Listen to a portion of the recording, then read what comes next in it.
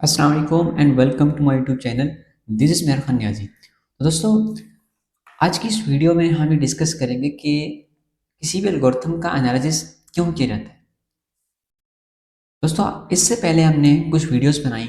जैसे हमने last video बनाई थी, वो हमने डिस्कस किया था कि एल्गोरिथम्स किसे कहते हैं। एल्गोरिथम के हवाले से कंप्लीट डिस्कशन हुई थी। और फिर उससे पहले हमने डेटा स्ट्रक्चर्स को डिस्कस किया था।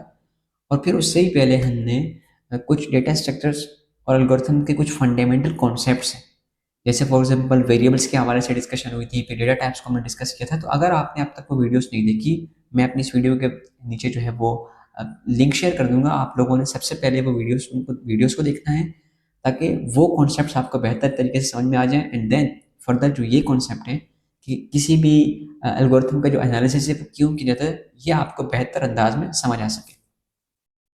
तो दोस्तों, एक एग्जांपल से हम इसको समझते हैं। फॉर एग्जांपल, हमें सिटी ए से सिटी बी में सफ़र करना है। हमने सिटी ए से सिटी बी में जाना है। तो हम मल्टीपल मीन्स ऑफ ट्रांसपोर्टेशन है हमारे पास। हम किसी भी मीन्स ऑफ ट्रांसपोर्टेशन को यूज़ करके हम सफ़र कर सकते हैं। फॉर एग्जांपल, हम बाय बस जा सकते हैं, हम बाय एरोप्लेन ए से बी जा सकते हैं, बाय ट्रेन हम जा सकते हैं, या बाय बाईसाइकिल भी जा सकते हैं। ये डिपेंड करता है अवेलेबिलिटी पर और कन्वीनियंस पर। और फिर जो हमें सूट करता है, हम ज़ाहिर है कि हम उस ऑप्शन को सेलेक्ट करेंगे।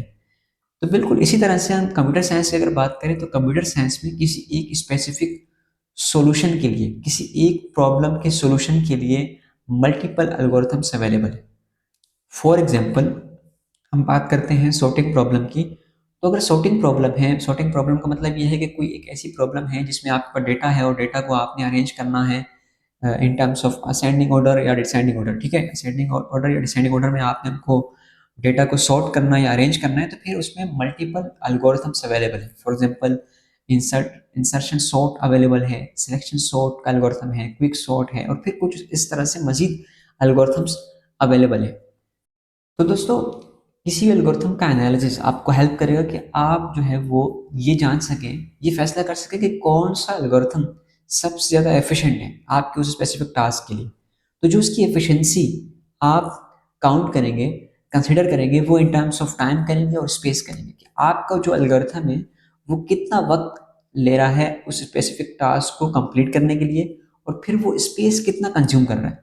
ठीक है, इसकी मिसाल लिख लेते हैं। फॉर एग्जांपल, आप जो है वो मार्केट जाते हैं और कोई चीज़ आपने परचेज करनी है। तो मार्केट में जाकर किसी भी चीज़ को परचेज करने के लिए आप मेनली दो चीज़ों को कंसिडर करेंगे। दो पैरामीटर्स आप देखेंगे कि आप जो चीज़ खरीद रहे हैं उसकी प्राइस क्या है। ठीक है, वो कितनी सस्ती है, कितनी महंगी आपको मिल रही है। और दूसरी चीज़ आप देखेंगे कि इसकी क्वालिटी क्या है। तो इन दो चीज़ों को मेनली, वैसे तो ये डिपेंड करता है पर्सन टू पर्सन, लेकिन आमतौर पर इन दो चीज़ों को आप कंसिडर करते हैं। ठीक है, तो बिल्कुल इसी तरीके से आप जब एल्गोरिथम की बात करें, एल्गोरिथम का एनालिसिस की बात करते हैं, तो फिर यहाँ पर आप टाइम और स्पेस को देखते हैं कि कितना टाइम ये ले रहा है और कितना स्पेस कंज्यूम कर रहा है। अब दोस्तों, किसी भी एल्गोरिथम के एनालिसिस का जो स्पेसिफिक एक गोल होता है, वो ये होता है कि आपने इसको ये देखना होता है कि वो उस जो स्पेसिफिक एल्गोरिथम को आप देख रहे हैं, उसका उसका रनिंग टाइम क्या है। ठीक है, वो कितना टाइम ले रहा है।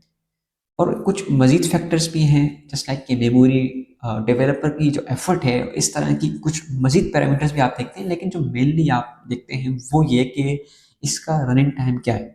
तो ये गोल होता है किसी भी एल्गोरिथम के एनालिसिस का। तो दोस्तों, इस वीडियो में हमने डिस्कशन की एल्गोरिथम का एनालिसिस क्यों किया जाता है। अगर ये आपको वीडियो पसंद आई, तो आप हमारी इस वीडियो को लाइक करें, हमारे चैनल को सब्सक्राइब करें, और हमारी इस वीडियो को अपने दोस्तों के साथ शेयर करें। Thank you so much.